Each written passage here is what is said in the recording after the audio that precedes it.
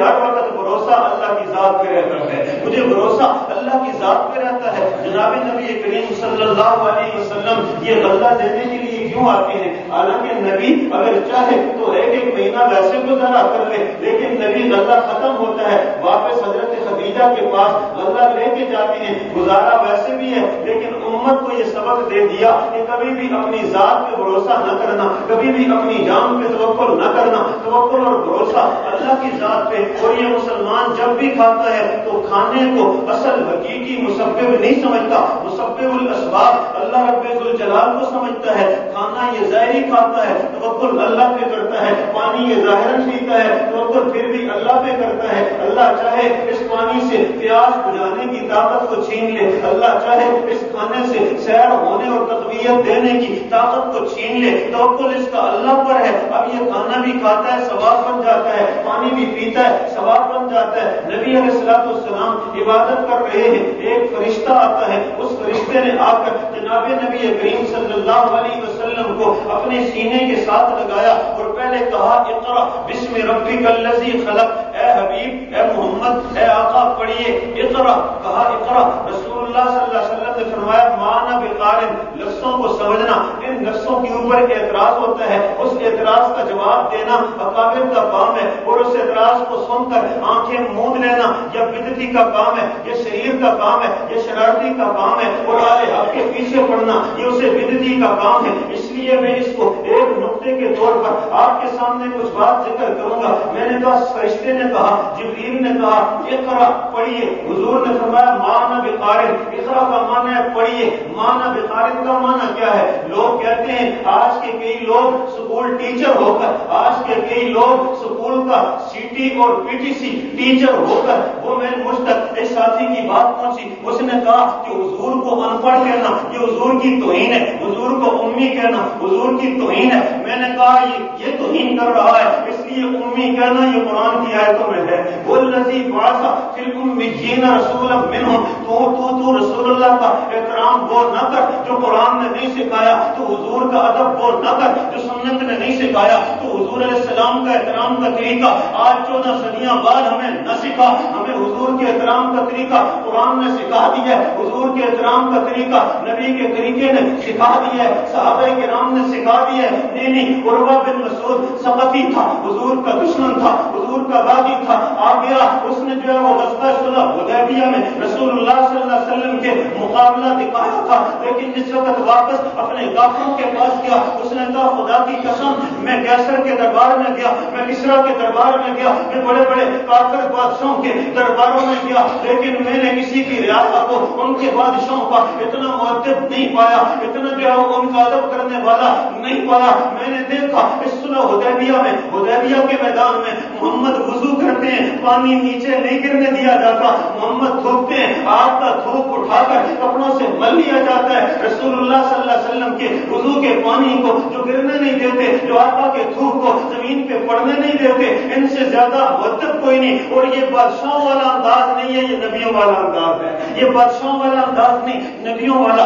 آج کا عاشق اٹھتا ہے، چہرے پہ داڑھی نہیں ہے، آج کا عاشق اٹھتا ہے سوٹے جس کے لگاتا ہے اور ہمیں حضور کے ادب کے طریقے سکھاتا ہے، ہمیں گستاخ کہتا ہے اپنے ادب کو اپنے پاس رکھو، اپنے احترام کو اپنے پاس رکھو۔ ہمیں رسول اللہ صلی اللہ علیہ وسلم کا ادب قرآن نے سکھا دیا، ہمیں ادب کا طریقہ صحابہ نے سکھا دیا۔ میں نے عرض کیا اقرأ کا معنی ہے پڑھیے، ما انا بقارئ کا معنی کیا ہے؟ حضور علیہ السلام نے یہ نہیں فرمایا ما انا بقارئ، یہ نہیں کہا کہ میں پڑھا ہوا نہیں ہوں۔ حضور علیہ السلام کے لفظوں کا ترجمہ سنیے، ما انا بقارئ، میں پڑھ نہیں سکتا، میں پڑھ نہیں سکتا۔ کبھی کبھی آدمی پڑھ سکتا ہو، کسی وقت پڑھ نہیں سکتا، کبھی کبھی نہ پڑھا ہوا ہو پڑھ نہیں سکتا۔ اب یہاں پر معنی ہی ایسا ہے ما انا بقارئ، میں تو نہیں پڑھ سکتا۔ کیوں؟ اس وقت بشر کے اوپر ملکوتیت کا غلبہ ہے، اور ملک نے آ کر بشر کو اس طرح یا بشریت کے اوپر ملکوتیت کا اس طرح زور ہے، اور قرآن نے کہا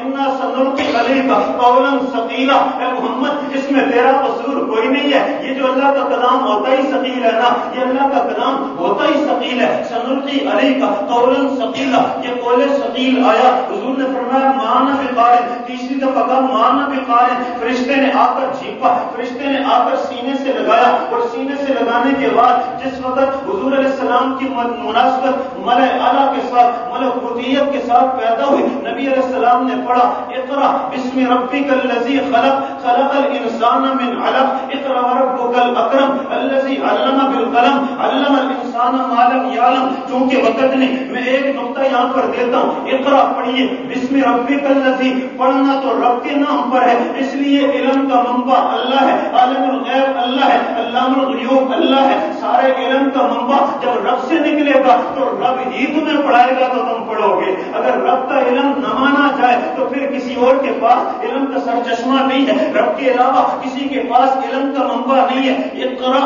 بسم ربک الذی خلق، پہلا نقطہ یہ عرض کرتا ہوں، ہمارا دین ڈپوسلوں کا نام نہیں ہے۔ میں یہ بات تفسیروں کو ایک طرف رکھ کے ساری تفسیروں کے مجموعے پہ ذکر کرتا ہوں کہ ہمارا دین قوالیوں کا نام نہیں ہے، ہمارا دین ڈپوسلوں کا نام نہیں ہے، ہمارا دین آواز آئی کا نام نہیں ہے، ہمارا دین افسانوں کا نام نہیں ہے، ہمارا دین بیویوں کی کہانیوں کا نام نہیں ہے، ہمارا دین جو من گھڑت کہانیوں کا نام نہیں ہے، ہمارا دین من گھڑت افسانوں کا نام نہیں ہے۔ کیوں؟ ہمارا دین جس پہلے دن غار حرا کی غار میں آیا تھا، نبی کے سینے پہ نبی نے زبان سے اس کی تلاوت کی تھی تو لفظ یہ تھا اقرا بسم ربک الذی خلق۔ یہ وہ دین ہے جو دلیل کی بات کرتا ہے اور دلیل کی بات سنتا ہے، علم کی بات کرتا ہے، علم کی بات سنتا ہے۔ نہ ڈپوسلا اس کے اپنے پاس ہے، نہ ڈپوسلوں پہ یقین رکھتا ہے، نہ افسانے اس کے اپنے دامن میں، نہ افسانوں پہ یہ یقین رکھتا ہے۔ اقرا بسم ربک الذی خلق، اس رب کے نام پر جس رب نے پیدا کیا۔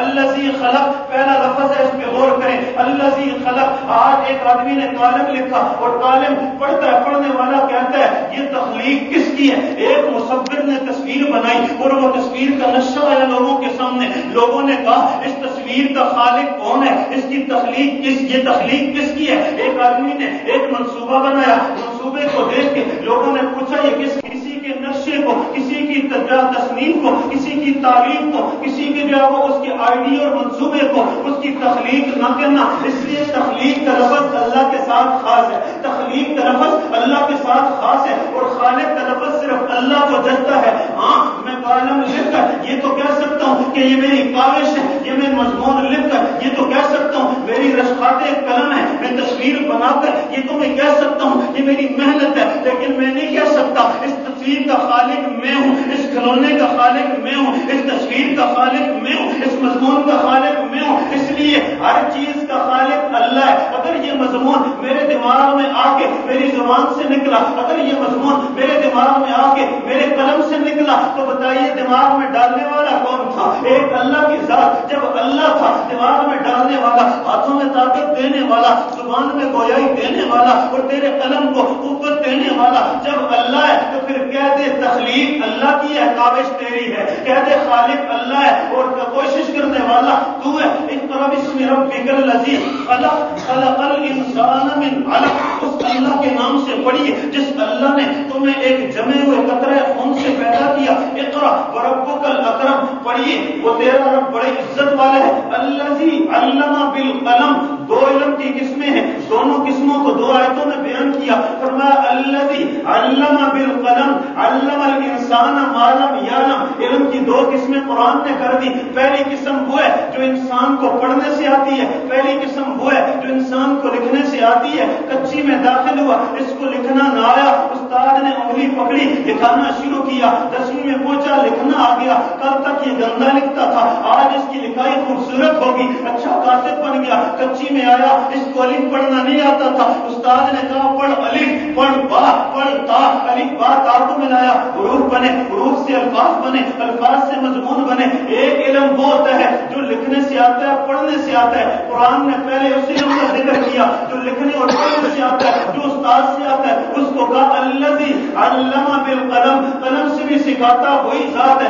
زبان سے بھی پڑھاتی وہی ذات ہے۔ علم استاد کے ذریعے، علم کتاب کے ذریعے، علم کتابت کے ذریعے، علم قلم کے ذریعے دیتا وہی ذات ہے۔ بھروسہ اس پہ اور علم کا ایک قسم یہ ہے جو قلم و کتاب سے آتا ہے، اور دوسری قسم وہ ہے جس کو خشک مزاج نہیں سمجھتا، علم کی دوسری قسم وہ ہے جس کو تصوف کا منکر نہیں سمجھتا، علم کی دوسری قسم وہ ہے جس کو پیروں کے قدموں میں نہ بیٹھنے والا اور ہمیشہ ولیوں کی مخالفت کرنے والا اس علم کی قسم کو سمجھ سکتا ہی نہیں ہے۔ قرآن نے اس علم کی قسم کو بیان کیا، فرمایا وَعَلَّمَ مَا لَمْ يَعْلَمْ أَكْرَمُ الَّذِي عَلَّمَ بِالْقَلَمِ وَعَلَّمَ الْإِنسَانَ مَا لَمْ يَعْلَمْ۔ وجہ کیا ہے؟ دو چیزوں میں کیوں بیان کیا؟ دو آیتوں میں، پہلے علم بالقلم، قلم سے سکھایا، اور ایک علم وہ ہوتا ہے جو علم لدنی ہوتا ہے، نہ قلم سے آتا ہے، نہ کتاب سے آتا ہے، نہ پڑھنے سے آتا ہے، نہ لکھنے سے آتا ہے، وہ آتا ہے اللہ کی عطا کرنے سے آتا ہے، اللہ کی عطا کرنے سے آتا ہے۔ علم وحی اس کو کہتے ہیں، علم لدنی اس کو کہتے ہیں، علم کسبی قلم سے آتا ہے، علم لدنی اللہ کی عطا سے آتا ہے، علم کسبی لکھنے سے آتا ہے، علم وحی اللہ کی عطا سے آتا ہے۔ فرمایا الذی علم بالقلم علم الانسان ما لم یعلم۔ نبی علیہ السلام پہ جب یہ وحیاں اتری، یہاں تک یہ پہلی وحی ہے، علم الانسان ما لم یعلم۔ اگلی یہاں سے آیتیں آپ دیکھیں گے انشاءاللہ، یہاں سے اگلی آیتیں اگلے جو میں ذکر کریں گے، اس لیے کہ ان کا تعلق مصائب اور آلام کے ساتھ ہے، ابو جہل کی اس طاقت کے ساتھ ہے جو شریعت کو روکنے کے لیے، حضور کی دعوت کو روکنے کے لیے استعمال ہوئی۔ حضور علیہ السلام اٹھے، کانپ رہے ہیں، حضرت خدیجہ کے پاس ہے، حضرت خدیجہ الکبریٰ رضی اللہ تعالی عنہا نے پہلے غور کرنا، پہلے حضرت خدیجہ نے حضرت ورقہ بن نوفل کے ساتھ زبانی بات کی، دوسری دفعہ خدیجہ حضور کو ساتھ لے کر گئی ہیں، دونوں دفعہ حضرت ورقہ کے الفاظ پہ غور کرنا بڑا عجیب اس میں نقطہ ہے۔ فرمایا جس وقت حضرت خدیجہ اکیلی گئی حضرت ورقہ کے پاس اور ورقہ کو جا کر کہا میرے شوہر آپ کے بھتیجے محمد یہ کہتے ہیں اس طرح کا فرشتہ آتا ہے، اس طرح کی میرے اوپر وحی ہوتی ہے، حضرت ورقہ نے پہلی دفعہ جو لفظ استعمال کیے، سیرت کی کتابیں اٹھائی، ورقہ بن نوفل نے کہا ان هذه ناقوس التي انزل على عیسی ابن مریم، یہ وہی فرشتہ لگتا ہے جو عیسی ابن مریم پہ نازل ہوتا تھا۔ لفظوں پہ غور کرنا، یہ پہلی دفعہ حضرت خدیجہ کی ملاقات اکیلی ہے حضرت ورقہ کے ساتھ۔ حضرت ورقہ بن نوفل کہتے ہیں خدیجہ تیرا شوہر جو بات کرتا ہے تو مجھے شک پڑتا ہے یہ وہی فرشتہ ہے جو عیسیٰ پہ نازل ہوتا تھا، لیکن آج حضرت خدیجہ رسول اللہ کو ساتھ لے کے چلی گئی، حضور کو کمبل کو اڑا کے حضرت ورقہ کے پاس جاتی ہیں، اور ورقہ بن نوفل سے حضرت خدیجہ نے جملہ کہا کہ اے ابن عم، اے میرے چچا زاد بھائی، اپنے بھتیجے کی بات سنیے۔ اب بھتیجا خاموش ہے، رسول اللہ خاموش ہے، بول نہیں رہے ہیں۔ اب دیکھیے حضور نے یہاں بھی پہلے دن ایک ادب بتایا، فرمایا بڑوں کی مجلس میں جب تک وہ بات نہ کریں تم خود نہ بولا کرو، چھوٹے نہ بولا کریں جب تک بڑے بات کا آغاز نہ کریں۔ اب بڑے چچا نے ورقہ بن نوفل نے بات کا آغاز کیا اور کہا بتا بھتیجے تو نے کیا دیکھا؟ رسول اللہ نے بیان کرنا شروع کیا، فرمایا ایک فرشتہ آیا، اس نے مجھے یہ کلمے پڑھائے، ایک فرشتہ آیا اس نے مجھے بھیجا، ایک فرشتہ آیا اس نے مجھے یہ سکھایا۔ اب دیکھنا پہلے حضرت خدیجہ کے سامنے ورقہ نے کہا تھا یہ وہ فرشتہ لگتا ہے جو حضرت عیسیٰ پہ نازل ہوتا تھا، لیکن آج حضرت ورقہ کے الفاظ بدلے، ورقہ کہتا ہے اے محمد یہ تیرے اوپر جو فرشتہ آیا ہے لگتا یہ ہے یہ وہ فرشتہ ہے جو موسیٰ پہ آیا کرتا تھا، یہ وہ فرشتہ ہے جو موسیٰ پہ آیا کرتا تھا۔ سوال پیدا ہوا، یہاں سے نقطہ پیدا ہوا، خدیجہ کے سامنے کہا کہ یہ وہ فرشتہ لگتا ہے جو عیسیٰ پہ نازل ہوتا تھا، آج محمد کی زبانی بات سن کر ورقہ بن نوفل کہتے ہیں کہ یہ وہ فرشتہ لگتا ہے جو حضرت موسیٰ پہ نازل ہوا کرتا تھا۔ اور پھر ورقہ نے اگلے الفاظ کہے، فرمایا اے محمد یہ فرشتہ تیرے اوپر جو دعوت لائے گا، یہ تیری قوم تجھے یہاں سے گھر سے نکالے گی اور ایک وقت آئے گا جب تیرے اوپر جہاد کو فرض کیا جائے گا۔ ورقہ کے الفاظ ہیں ایک وقت آئے گا تیرے اوپر جہاد کو فرض کیا جائے گا۔ حضرات سیرت نگاروں نے لکھا کہ پہلے کے الفاظ ہیں کہ فرشتہ آیا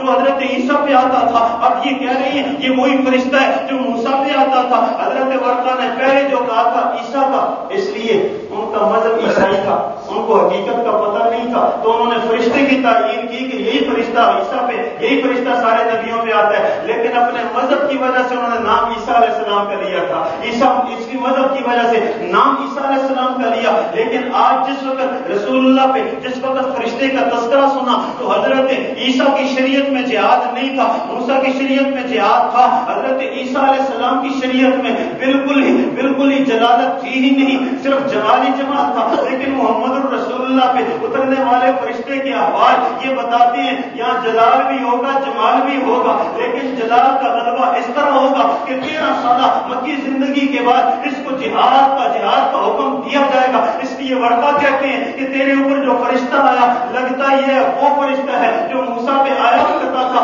نام موسیٰ کا اس لیے لیا کہ موسیٰ کی شریعت میں بھی جہاد مشروع تھا اور محمد رسول اللہ کی شریعت میں بھی جہاد مشروع ہوگا۔ حضرت عیسیٰ کی شریعت میں جہاد نہیں تھا، حضرت موسیٰ کی شریعت میں جہاد دیا تھا۔ اے محمد تیری شریعت میں بھی جہاد آئے گا۔ جناب محمد رسول اللہ صلی اللہ علیہ وسلم پہ اس پہلی وحی کے بعد حضرت جبریل کے بارے میں آتا ہے، جبریل نے اپنا پاؤں زمین پہ مارا، جبریل نے اپنا پاؤں مارا، چشمہ نکلا، جبریل بیٹھے اس چشمے کے پانی سے وضو کرنے لگے، وضو کا طریقہ بتایا اور ہماری شریعت میں پہلا علم آیا، اس کے بعد جو عمل آیا نا، آج میں ان لوگوں کے لیے عرض کرتا ہوں جو فٹافٹ تبلیغی جماعت والوں کو جواب دیتے ہیں، جو فٹافٹ مولوی کو آگے سے جواب دیتے ہیں، وہ خالی نماز ہی نماز نہیں ہے جی، حقوق العباد کا بھی کیا ہونا چاہیے، اپنے بندوں کے حقوق کا پہلے ذکر ہونا چاہیے، نماز بعد میں۔ آئیے ہم دیکھتے ہیں ہماری شریعت کا پہلا دن ہے، ہماری نبوت کا پہلا دن ہے، رسول اللہ کو نبی بننے کا پہلا دن ہے۔ پہلا حکم کیا آیا؟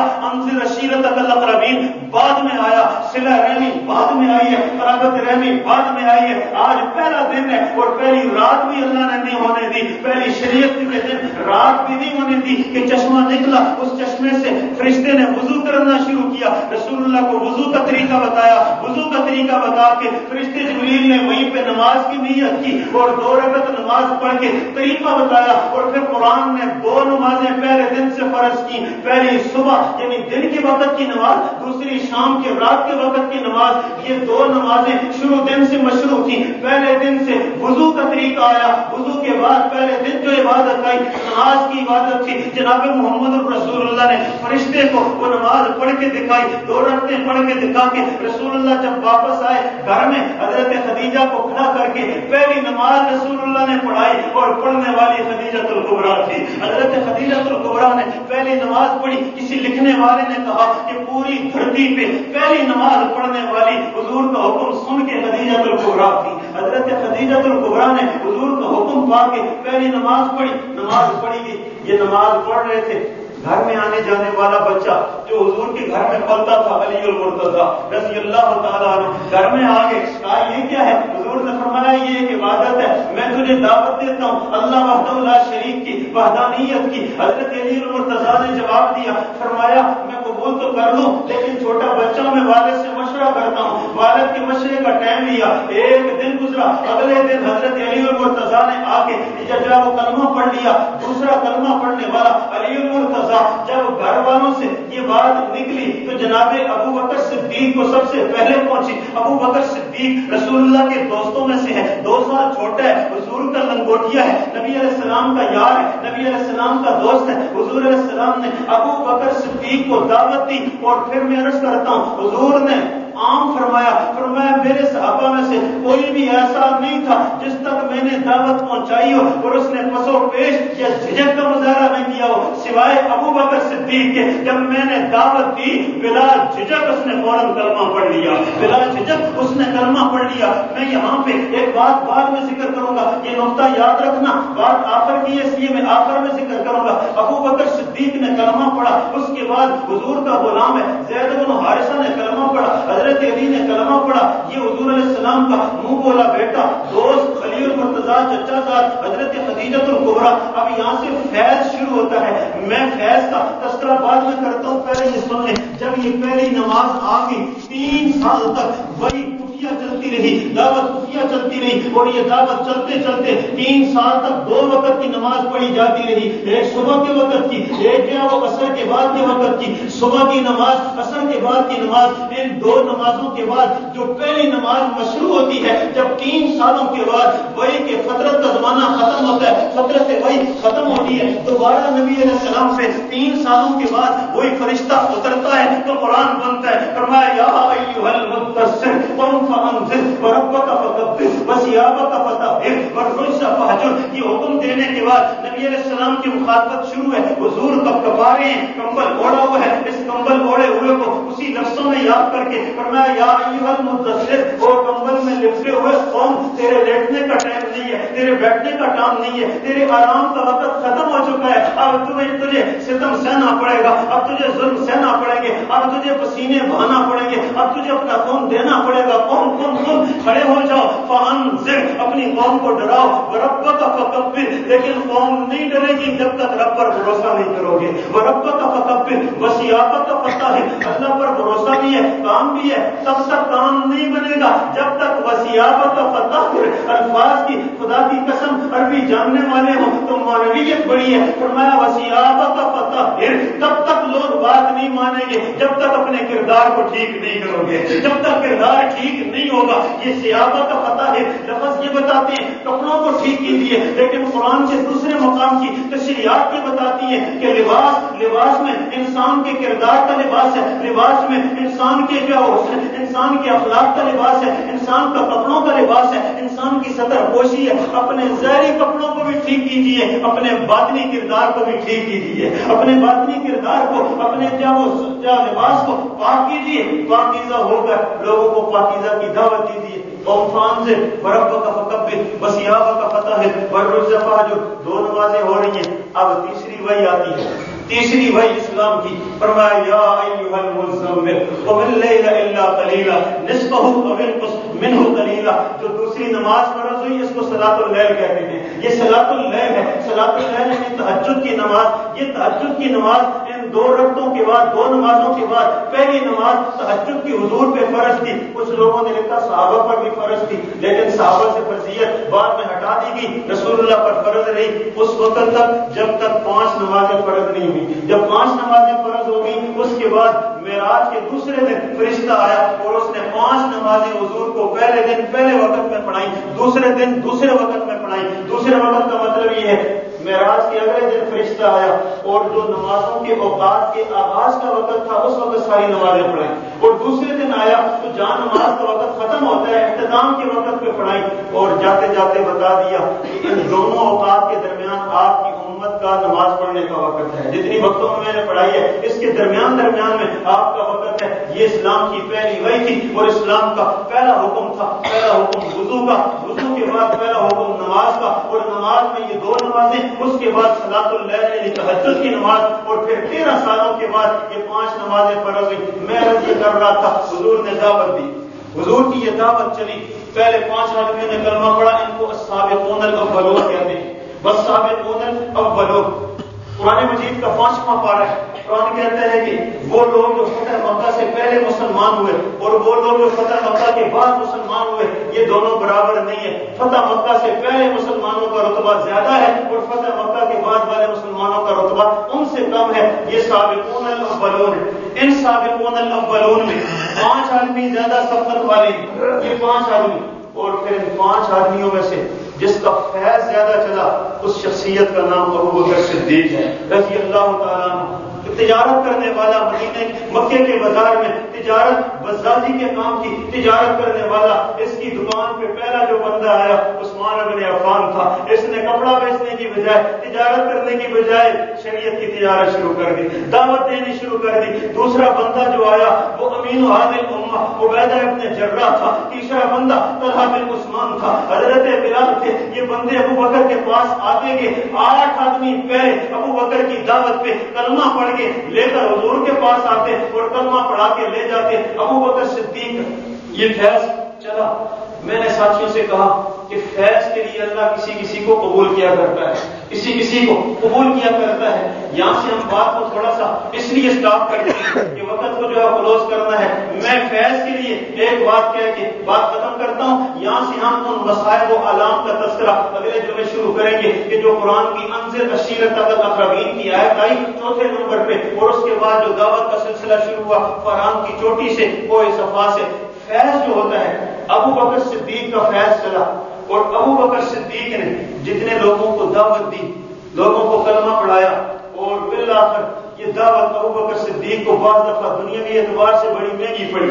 کپڑے کا بہترین تاجر تجارت چلی گئی, والد نے بےعزت کیا, والد نے باندھ کے مارا, سب کچھ سنا, لیکن نبی علیہ السلام کے لیے استعمال ہوتا رہا, نبی علیہ السلام کے لیے استعمال ہوتا رہا. اب حضور علیہ السلام کی وحی پہ سب سے پہلا اعتراض کرنے والا, سب سے پہلے معترضین مشرکین مکہ کے حامی یہود تھے. یعنی یہودیوں نے یہ کہا کہ محمد کے ساتھ بالمشافہ اللہ کلام کیوں نہیں کرتا, محمد ہمارے سامنے سیڑھی لگا کے آسمانوں پہ کیوں نہیں جاتا کہ سیڑھی لگائے جائے, آسمان پھٹے اندر جائے, پھر ہمارے سامنے وہاں سے نیچے اترے سیڑھی سے, ہاتھ میں کتاب ہو اور وہ کتاب ہمارے سامنے لا کر کھول کر پڑھے, ہم سمجھیں یہ کتاب آسمان سے لایا ہے. کہنے لگے یہ نہیں ہو سکتا. تو پھر دوسرا کام یہ تو کرے نا کہ محمد جا رہا ہو بازار میں, آگے آگے ایک فرشتہ اعلان کر رہا ہو ہٹو بچو اللہ کا نبی آیا ہے. اگر یہ نہیں کر سکتا تو محمد فقیر ہے, اس کے 2 باغ ہونے چاہیے, ایک باغ انگوروں کا, ایک باغ جو ہے وہ کھجوروں کا, یہ کھائے پیے اور اچھا کھانا پینا اس کو,